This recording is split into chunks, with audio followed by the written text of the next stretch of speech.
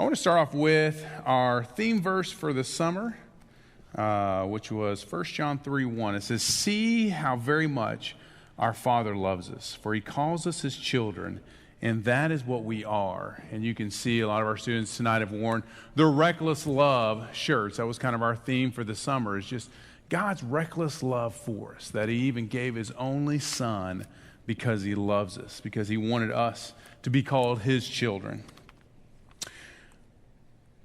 Our key passage that we really focus on as a youth group comes from Romans 8. And one of the things that we always talk about with our students is sticky faith, a faith that will last a lifetime. And one of our prayers is if our students can walk away knowing this one fact in Romans 8, verses 31 through 39, if this can be just tattooed on their heart, wow.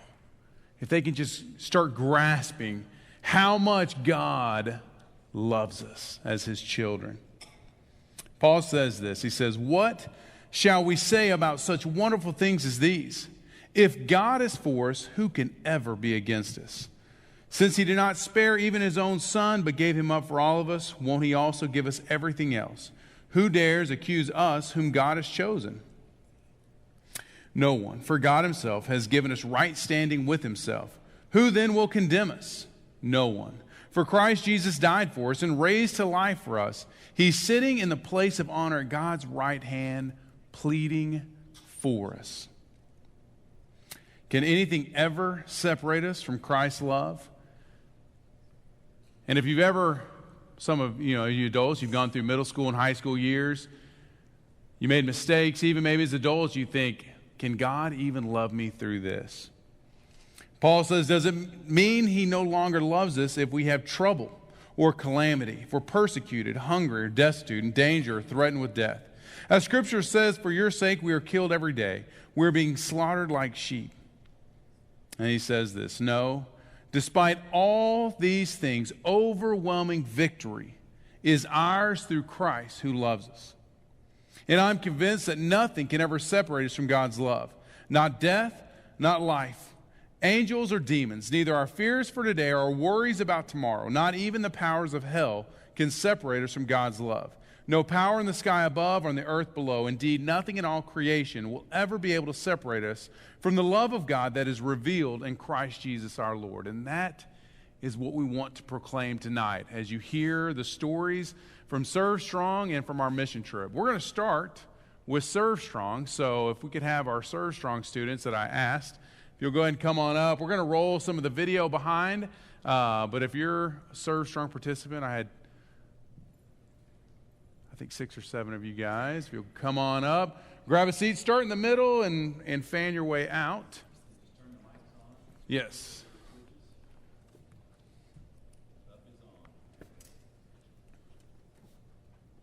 All right. All right, so if you would, let's just start. Introduce yourself, and I guess your grade, where you go to school, or if you're a parent, kind of what you do as far as work, or what favorite hobbies, long walks on the beach. I'm just kidding. But say your name, so at least we have your name, and then what grade you're in. I'm Chad Masters, and I'm in 7th grade. I'm Nicole Brantley, and my daughter is Brooke, so I'm up here because I was a driver one of the days. I'm Reed, and I'm in 8th grade. I'm Maddie Miller, and I'm in 7th grade. I am Preston Hughes, and I'm in 8th grade. And I am Marla Hughes, and I was a driver one day as well. Great. And I'll tell you, without our parents that host the students in their homes to sleep or to drive them, this mission is not possible. And so if you helped out with Serve Strong, thank you, because that's not something that Alexander and I and our interns can pull off by ourselves. So it takes an army that week to pull 35 middle schoolers around the city of Dallas serving. And so, thank you. So tell me this, what was your favorite service project? Probably the food on the move, because we got to go out into the community and help with all the kids. Great. I like going to the apartment complex so when I played with them and made them smile. And that was food on the move? Yeah, playing with our students. My favorite was Bonton Farms because we got to pick all the plants and stuff. Yeah. Did you get to hold a goat there, Reed? Or Oh, yeah, and I got to hold a baby got goat. to hold a baby goat. My favorite was the farm because we got to hold goats. All right, okay, so tell us as drivers what you guys did as well. I was the driver on day 4, which was the food on the move day. And just to let you know, in case you don't, there is a service that will go to meet children where they are and provide them meals. And so there's many routes throughout Dallas. And were we on 4 different? How many drivers do we have? 4 vans? I think we had 3 that 3. day. We followed 3 of their routes, so all 3 were going to different places. So we covered quite a bit of the city, and we would follow them from park to apartment complex to, whatever meeting place where they were meeting the kids to give them food. And these were kids that are on reduced or free lunch during the school year. So without food on the move, they don't get meals throughout the summer. And so that's one of the neat things about this ministry that we get to partner with. So thanks for explaining that. And I was the driver the day before for the North Dallas Food Bank.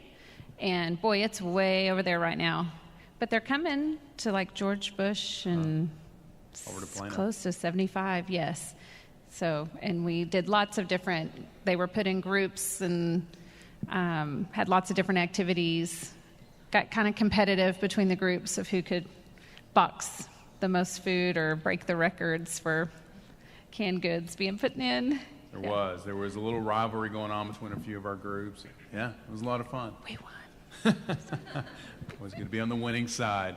So, Preston, tell me what you guys did on Monday. What was Monday? You guys went to Christian Care, and we also went and visited some people, and then we also served dinner here. Can you tell us a little bit about that day? So we started out by going to this place that they put elderly people, and we helped pull weeds and help in the garden and such. And then afterwards we went back to the zone, and we got ready and we went to people's kind of either houses or their stations or whatever, and we would sing to them and kind of just have dinner with them a little. Good. Awesome. So now tell us, what was your least favorite or maybe the hardest service day that you encountered, and why? My least favorite part was the food bank because when the potatoes, they were mushy and they smelled bad and they were moldy and rotten. So, yeah. And those are the pictures you can see behind you at the food bank. Well, they're not now, but they were. Sorry. Good. My least favorite was the place where we had to go pick weeds because it was really boring. And hot. Wasn't that a hot day? Yeah, and then it started raining, and that wasn't fun. But you did get to chop down a tree with a pickaxe, right? Yeah. Wasn't that one of the things you got to do? That was kind of fun. Good. My least favorite was the same one because there were some old people who had some very particular orders, and that was kind of hard. But nothing compares to the Nehemiah house. So the last year was Nehemiah's house, and they got to, wasn't that the painting where we were painting kind of a white on white or a cream on white kind of thing, and you would paint, and you're like, did I just paint that? And yeah, that was a tough day. Preston, what about you? What was your least favorite, and why? I can't say I have a least favorite. I think that probably the first day was the most difficult, just because it was there was a lot of ants and it was raining, but I mean we got the job done. So Yeah, they did. They did a great job.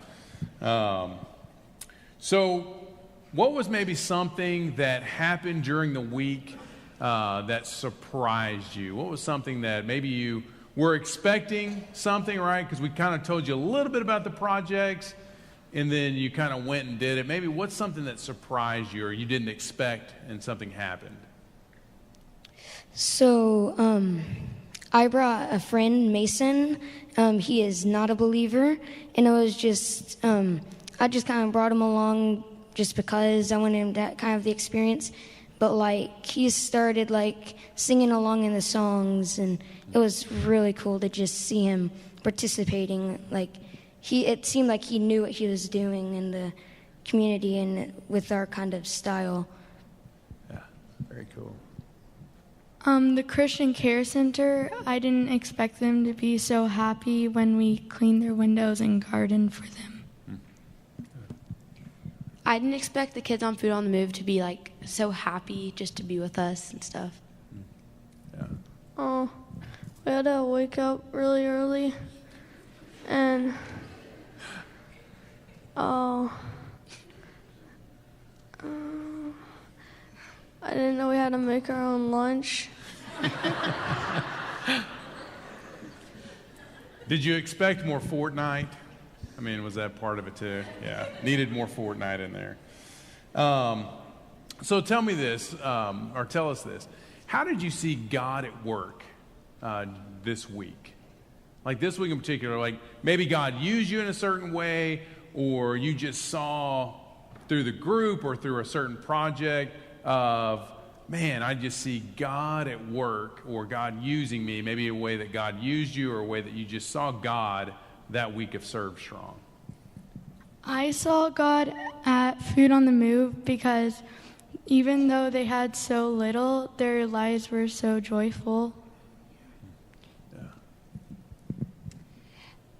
I thought on Food on the Move, it's a difficult day because where some of the others, maybe not Christian Care Center so much, but some of the others, you follow a script. You pack a box or you pull weeds or whatever. With Food on the Move, you're really kind of outside of your comfort zone, and the kids actually had to approach strangers and invite them to play or invite them into conversation. And also, it's day 4. And it's completely outside, and it's 100 degrees. So it's a difficult day because the conditions are hard, and it also is it's hard to approach strangers. And I just thought that they were awesome. There was, I'll call out Mary Ellen, loved. There was a time we were late in the day, and there was a little boy, and one of our 7th graders boys had tried to talk to him. Braden had tried to talk to him, and he was just shut down. He was not speaking. And Mary Ellen just sat beside him and persistently talked, and all of a sudden they're having a full conversation. And I thought, that's hard. That's really hard to do. And it's a growing process. Learning to speak to somebody who doesn't really want to talk to you, it does not come natural. And I just think that is God growing little servants, little people out there shining for Him. Mm-hmm. Absolutely. I saw God when we were in Food on the Move too, just because the people who run it or whatever, they're out there every single day, and it's hard for us to do it one day, but they're literally out there every single day doing what we did. Anybody else? When we had to go sing at the place, and then they were all smiling, and then we had to sing happy birthday to the lady, and I don't think she knew what we were doing, but she was still smiling, and it was I don't know. Yeah. So was that Monday, Chad, when we went and visited a few of our members that can't come to service here, so they're members here at Prestoncrest, but they're not able to make it to service with us on Sundays anymore. And so we went and visited some of our widows and widowers. Is that what you're talking about? And you guys went, so we went and visited and sang and shared some scriptures and just listened to their stories. But yeah, that was I thought that was a really cool day too as well. So I thought it was really neat. I actually thought when I was asked to drive that I was going to be driving either a girl group or I knew that Preston was with you, but I got put with the 7th grade boys. And I thought it was really neat to see these kids who have just come in to the youth group and to hear their talk, and they were so kind to each other, and they included each other, and they even wanted Braden to do the questions game where they're just learning about each other. And then that they took that into the North Dallas Food Bank, and I loved watching everybody. Not only were they happy to serve, but they're so happy with each other. And I just thought the bonds that are being built, especially with kids who don't necessarily live in the same neighborhoods or go to the same schools, and just to know that you have these friendships here and that they're Christian friendships and you're going out and serving together, it was powerful, and it gives me hope for these generations coming up for sure. Mm-hmm. Yeah, absolutely. Preston, did you have something? It was just cool to see, especially on Food on the Move, how people would just kind of start out by hanging around in the corner. But then as soon as, we started bringing out the soccer usually, they would just join in. And I remember there's this one kid who was really he was just kind of standing there. And as soon as we got the soccer ball out, he was Hispanic, so I couldn't understand what he was saying, but he was really happy, so. Yeah, how that love translates even beyond languages, right? It's very cool. So one of the things that we use Serve Strong for is to bring you guys in, to unify you as a group, to introduce you to the youth group for our new 7th graders, kind of like Ms. Hughes was talking about, but also to groom you guys into servants and to leading, how to lead at a service. What are some ways that you saw yourself maybe grow as a leader or grow in service that week? Maybe having to learn how to work through, the weather or just like certain situations you might not expect. Absolutely. I saw me grow when we were washing windows. To just be confident when we're knocking at their doors and telling them, do you need us to, and making them happy. Yeah, absolutely. Thank you. Just how much fun it is to actually serve if you're with your friends, the feeling that you're doing something good for other people makes it fun.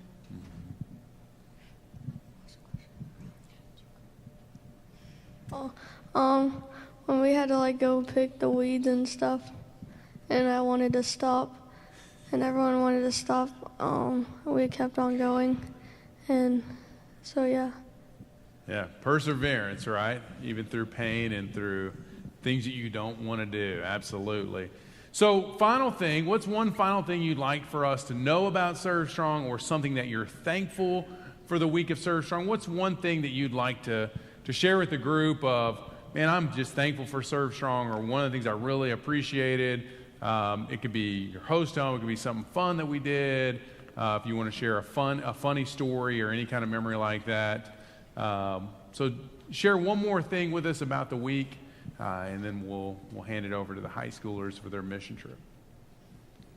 It's really fun, and you get to meet new people and friends. Yeah, absolutely. My host home was probably one of the best because the host was very generous. I don't know who that was. They sound like really good people, though. I will say the year before I had heard, if you can be a driver, go be a driver. You're going to be blessed just like the kids are going out to bless others. And that is true. It's a long day. I mean, I feel like I got there at the crack of dawn and we didn't go back until late. But it was so good, and just to see their faces and know, starting them out on wanting to look for ways that they can serve others, and knowing that you can do that here in your community, it was really worth it. So be a driver if you can be a driver. Absolutely.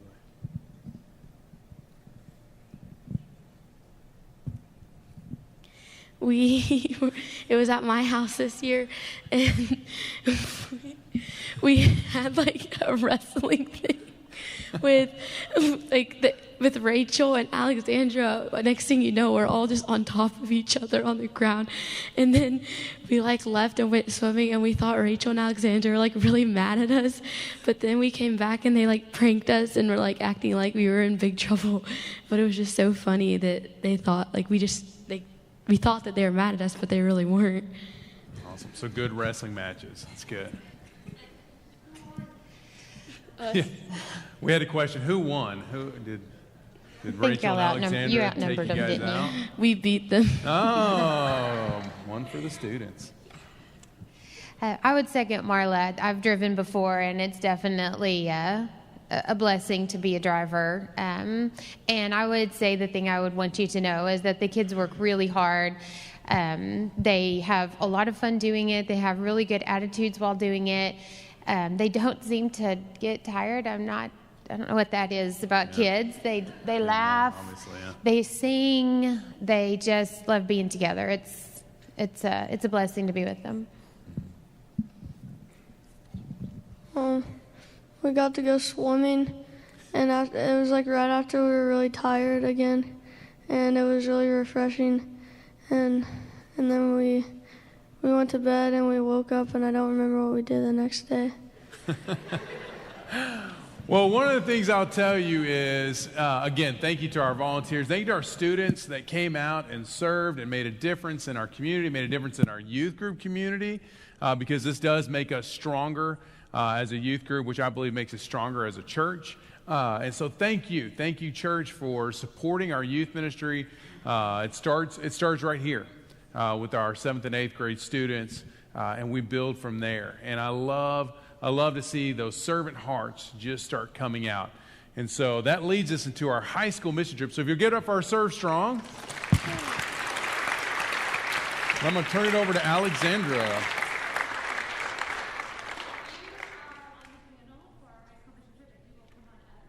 Seat. We will get started. And as they're grabbing a seat, our high school mission trip this year, we actually were scheduled to go to Joplin, Missouri. They were still doing tornado relief there when we booked this trip. We partner with a ministry called Next Step Missions, and they do the long-term mission work while we come in short-term, just for a week. It's a really beautiful thing they do. And so we had signed up for Joplin, Missouri, and when the hurricane hit Houston and the Houston area, we talked about it and said, why are we not going to Houston? And so we switched with them and got on a trip to go to the Houston area. And so we were actually in Nederland, Texas, which is not in exactly the Houston area. And so we landed there, we stayed at a church, and did hurricane relief for them there. So I'm going to let this crew tell you a little bit more about it. If y'all will just go down the line and share your name, your grade, and your work site, what you did on your work site in Houston. We'll start there.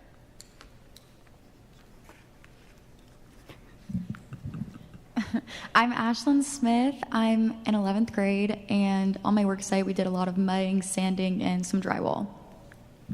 I'm Bailey French. I'm in 11th grade, and we also did drywall, and then we mudded and sanded it. My name is Davis Level, and I'm in 9th grade, and at our work site we did a lot of roofing and drywall. I'm Austin Forrester. I'm a senior, and we did a lot of piping, and we did drywall and sanding. I'm Regan Shu. I'm in 11th grade, and on my work site, we did a bunch of mudding, sanding, and some subflooring, and yeah. I'm Blake Nichols. In my group, we did a bunch of mudding, sanding, and priming. I'm Lauren Hammett. I was one of the youth leaders or whatever on the thing, and I was with Davis. We were doing drywall and leveling a roof. Howdy, I'm Andrew Hardaway. I'm a senior. At our work site, we were doing roofing, mudding, and dancing. That's good. Okay, so going into the Houston area after a hurricane, what were you guys expecting versus what you actually saw? Or was what you were expecting what you saw when we got there? Okay, so it was about a year after the hurricane, and so I wasn't expecting, I was kind of expecting that we do the finishing touches on the houses, that they'd be almost done, but that wasn't the case at all for a lot of the houses. We were stuck in that little tedious phase where you're doing the mudding and you don't see a huge difference, so we weren't painting or anything, which I thought we would be, so. Well, going into it, we had like a meeting where we got to talk about like what to expect. And I was like, it's Houston, Texas. I mean, it can't be much different. But when you think about how the hurricane hit it, it's very different. The street we were on, no one was back in their houses yet. And they were just, a lot of people were living in trailers and working on their own houses. And it was just not what you'd expect, because it is a year after. You kind of think, oh, they'll be back in their houses, but no one was yet. Yeah, I had kind of the same thoughts because, I mean, you can do a lot in a year. So I was thinking, like Ashlyn was, we're just going to finish out and paint some stuff and stuff like that. But I got there and this house there was no drywall up. It's just insulation. The roof has like huge dips in it. And so I'm thinking, what had they been doing for a year? But I realized that they had told us that in these areas, they aren't in a flood zone, so they didn't have flood insurance. So all of these things they couldn't pay for. So they had to completely redo everything, and it just took time. And so I was not expecting to come in and do major parts of the house. So when we pulled up to the house we were working at, we saw the front door, and there was a big old pile of dirt right next to it. And I was like, this is weird, all right? And then we walk in the house, and there's just like a hole right in the middle of their house. And it's like piping, and we were like, oh, man, what did we get ourselves into? I was probably expecting a lot of what everyone else was expecting, just for the entire community to be more put together than it was. But my house was probably one of the more, I guess, newer houses, so it was more like finished and complete than everyone else's. But when we got there was still like sheetrock everywhere, and the flooring was just not together. And so I guess it was a year later, and everyone else was just no one was thinking about it anymore, but it really is still a disaster. So I guess I was expecting kind of what everyone else was. Just like in a year, you would think a lot of people would be able to, get back into their homes and, maybe not have everything finished, but they would still be at least in their homes. And that really wasn't the case, unfortunately. And there was, a lot of people were living with relatives and stuff, and then you got to hear stories from your homeowners about their neighbors that had it, worse off, and it was really unfortunate, but we were, happy to help. It was a little bit of a shock for me. I've done a lot of tornado relief, and it's a little bit more clustered, and the devastation can be very extreme up front. And so when you drove down, at first it kind of looked like things might be put back together, and then you started actually kind of looking at the details, and you were able to see where the water line came up on the homes, and you realized just kind of how vast a hurricane's devastation can truly be, and for how many people are still fighting to get some normalcy back in their lives. And so it was eye-opening. I don't know why, but I thought completely different from everybody else. I thought it was going to be just a total wreck down there. And I have a horrible sense of time, so I forgot it was a year ago. And so I thought it was just going to be an absolute wreck, and just houses were going to be on the ground and stuff. I was over dramatic about the whole thing. But I think what was crazy is seeing, like, even the houses that you wouldn't expect to be damaged were completely damaged on the inside. The outside looked like a normal house, but the inside was just barely sticking together. And like in the back of the house, there was just tarps everywhere with hardly anything holding the house together. But it surprisingly was, and that's what I was expecting. So, yeah. That's good. Thank y'all for sharing. So what was your favorite thing about this high school mission trip? My favorite thing about this high school mission trip was probably my worksite group. There was a lot of people that are younger than me, and so I wouldn't really have, gotten the chance to talk to them on a normal basis. Like, they're not in my small group. And so I just got to get to know a lot of new faces and people that I've seen in the church, but not really had like good friendships with. So I got to know a lot of the younger kids, which was really cool, and they're just awesome people, and I love them. So. I don't think I can pick one favorite thing from this trip. It was so amazing, and just I had so much fun, but probably just the relationships I built. I was in a group with a bunch of girls that I thought like I was really good friends with, but after this trip, I just feel like we're so much closer, and that's just from my work site. The people in my room, too, I feel so much closer to all of them, and I was just so thankful. Yeah. So it was my first high school mission trip, and it was just really cool I didn't realize how deep you get in these mission trips. You get so close to the people you're working with, and it's really cool because you get to see this other side of people. Like, I know we're in church, but you don't always see that really deep spiritual side of people. And I mean, everyone just opened up on this trip, and it was so cool to experience that because you really made more personal and deeper friendships with them. So after we would work, we'd have to shower like right as soon as we got there. So then we'd go have dinner, and you're thinking, okay, I'm not going to get all hot and sweaty this time. I'm just going to chill, and so I won't be sticky going to bed. And then everyone's playing volleyball, playing basketball, and you're like, well, whatever. And you go and you get all hot and sweaty, and it sucks, but it's like so much fun, like to just hang out with everyone.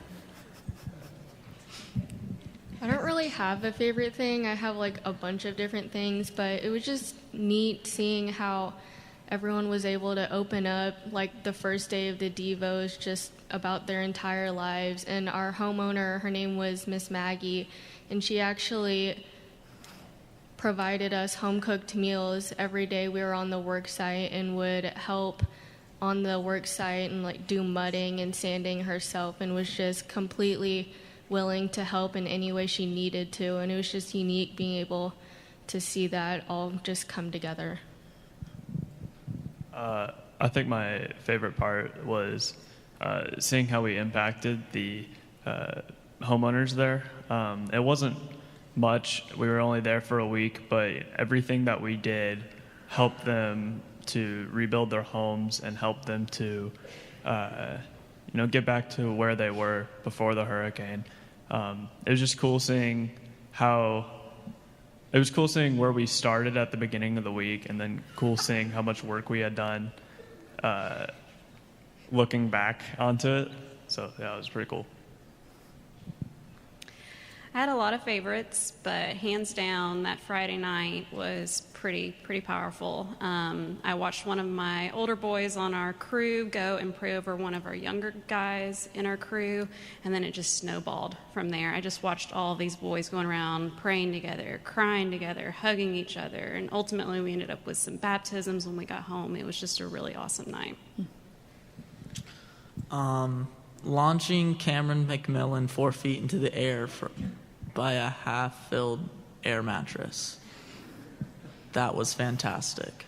But no, being able to get a decent amount of our work done on the roof, it was just like really filling in my heart that I was able to like do something correct, like at a certain extent. And we got a lot done, so it made me real happy, and it was probably one of the best feelings while down there.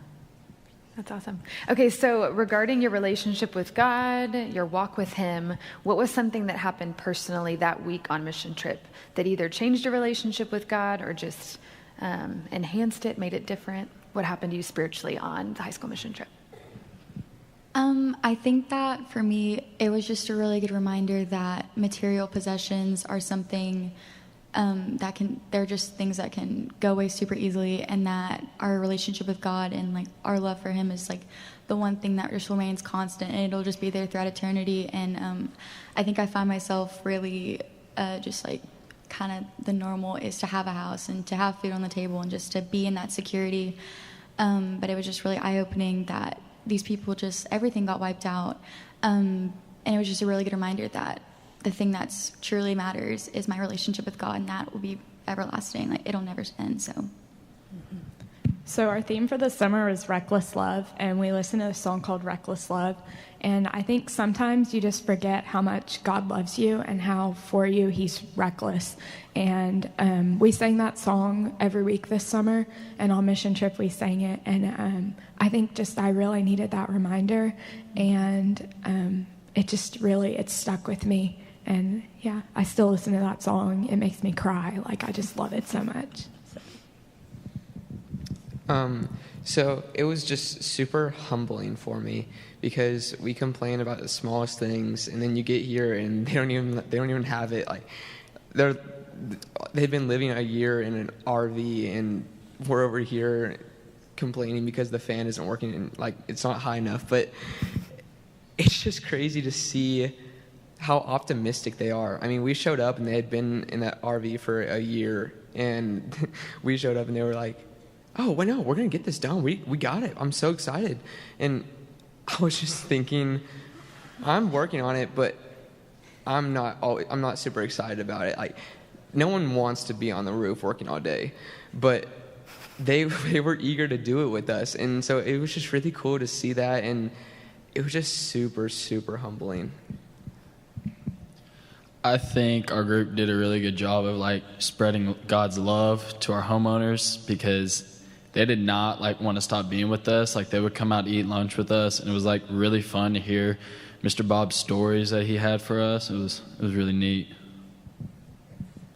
I think for me, it was just really eye-opening to see on the last day we did this activity where at the end we could all just come together and just pray about anything we wanted and sing songs for however long we wanted.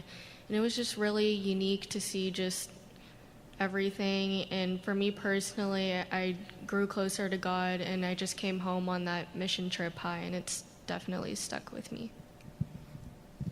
So for me, I realized on the last day all of the work that we had accomplished and the true impact of what we did.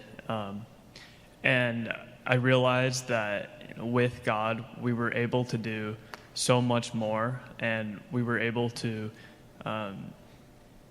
help people's lives and change them. And yeah, I realized with God, you can just do so much more. It was just a good reminder to count your blessings and to give God glory in the good moments as well as the bad moments, and to not just get caught up in the daily routines and just look around you and realize just how blessed you are, and to be aware of your surroundings, the people that live in a home and it looks all put together but could really use some extra love here and there. For me, the word love is just a main topic in my mind just the past summer and hopefully in the next year. I've really tried to just let myself be a body of love and just try and show as much love as I can. And being that reckless love was our topic for the entire summer, that really just pushed everything inside me to just show love. And being that I was able to do that, it gave me an opportunity to become a leader more, and showing myself in ways that I'm able to just help others through their path, which is automatically helping my path, which is like going to finally be with God. I'm happy to say that I'm like further along with my leadership and just the love that he's given me. So, yeah. That's awesome. Okay, last question. Why are you thankful or glad you get to go on mission trips? Okay, I'm thankful that I get to go on mission trips because not too long ago, I was new to the youth group, and it was really hard for me to get plugged in and just to be comfortable with all the people in the youth group, but mission trips definitely really help you build those relationships, like Bailey and everybody said. You just get to know people on a deeper level, and it's really cool to have those people just that are firmly rooted in their relationship with God. You just make the best friends. So I would just encourage everybody to go on a mission trip because you truly make lifelong relationships, and I think that's great. Like I said earlier, I thought I knew these people, and I go on a mission trip. You sleep in a room with them for a week. You're in the same work groups. You like really get to know them, and it's just great. And it's just, I don't know, I feel closer to everyone, and it makes me always excited to get to like text them, and we like hang out, and we're always just like, hey, how are you? And I think it's just a really great way to get to know new people and get to closer to the people you already know. And it's just, mission trips are just great. Just go on mission trips. If you get the opportunity, go, because they're great. So it was my first mission trip, but I'm definitely going to go on another one just because of the impact it has on you. And I mean, it's not just physically. Physically, you are going to be tired and you are going to be exhausted by the end of it. But spiritually, you have grown so much in just that 1 week. And one of the last nights we did a prayer thing, and we just prayed over each other, and that was so impactful. And just the entire mission trip was so spiritually lifting. I mean, we came home and we had 6 people in 2 weeks get baptized, and that, I mean, it was just, my entire grade had been baptized just like that. And I mean, just see that, it was incredible to witness, and I can't really ask for more on a mission trip. I really enjoy making the memories with everyone. I really like just like the fun memories, the good memories, the bad memories, just like, I don't know, it's really like thrilling just to, in that week, all the memories you just have for your lifetime, and just like, it's pretty wicked. The reason my favorite things about mission trips is just however, even if you don't know like everyone in your grade, you just always come closer together in the end. By the end of the week, you're always, I mean, like Bailey said, you're sleeping in a room with these people. There's never really a moment that you're alone or having like a dull moment. You're just always doing activities together, eating together, singing together. Just everything just brings us closer, and you do get to look back on these memories forever. I'm thankful to go on mission trip because of the relationships that you're able to strengthen. So with my friends that I'd already known for years, I was able to get to know them even better. And for the chaperones that I was able to meet and become friends with, and for the workers that were there helping, I was able to become friends with, and for the homeowners I was able to become friends with. But most importantly, the relationship I had with God was strengthened, and I was able to become more of a friend with Him than ever. I've always been passionate about missions, but I love teenagers. And so the opportunity to go and put those two together, it's pretty amazing. I get to see these kids be pushed physically when you're up on a roof and it's 100-something degrees. It's rough. And I see them tested. I see them tested in relationships, whether it's with their peers in the youth group or actually meeting some people at a work site that are in a very different place than what they are. And then I think it broadens their worldview. I think it's just really awesome to stand back and watch them like kind of blossom and grow into their faith. So I keep going back to mission trips to see how God challenges me every year.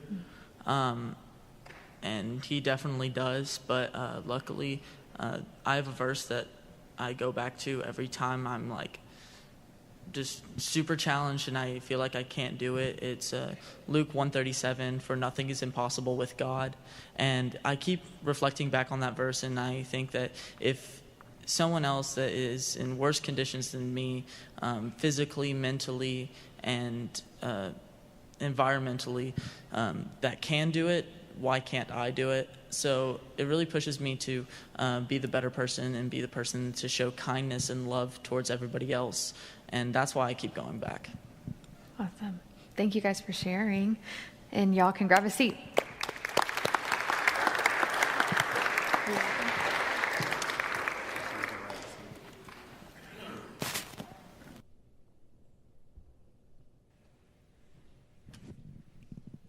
Okay, we're going to sing one closing song.